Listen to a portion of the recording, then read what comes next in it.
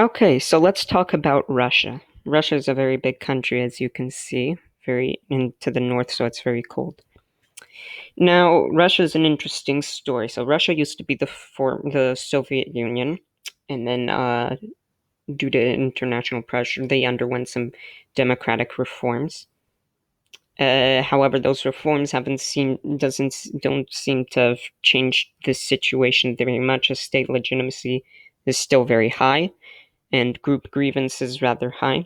However, since 2015, Russia as a whole has become a more stable state due to economic growth. Right here, we see that the economic trends are increasing as a whole.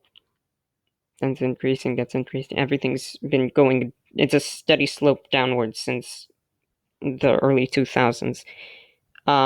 We can also see that social indicators have been going down, and the political trends have stayed rather stagnant but are on the decline since 2016. So Russia is improving. However, just because it's improving doesn't mean it's still in a stable position. In the Freedom of the World Index, we can see Russia isn't considered to be a very free country. It's a very authoritarian country. People don't have many political rights. They don't have many civil liberties.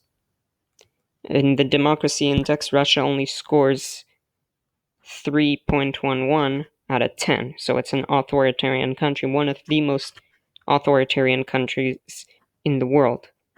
This is because, as we can see here, the political participation is very low, the political culture is very low, the civil liberties are low, everything's low, the functioning of the government electoral process and pluralism. So what we can see here is the government isn't very functional. People aren't participating. They don't have a culture of democracy, of weighing in on the decisions of the state. And we can see this because we've seen that there's low voter turnout in Russia because the government has a history of suppressing the vote, making sure that people don't go out to vote because they want to stay in power. The problem is Russia doesn't have a real system of checks and balances, unlike the US.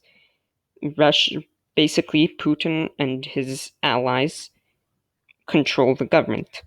They control what's going on in the state. And so he also controls the political process. He controls basically who votes and how many people vote and when they vote, etc. And so he has basically stacked all the cards in his favor, and his opponents are very disadvantaged. Sometimes Putin will tax their opponent's funds. They'll tax donations, and sometimes Putin will go as far as to possibly attempting to murder his political opponents, as we've seen recently with a Russian opposition leader who was found to have been poisoned, luckily survived. And so, to sum up, we see that Russia isn't a very democratic country because it's not in their culture, and also because Putin and his allies suppress the vote. They don't make sure that they're growing this type of culture.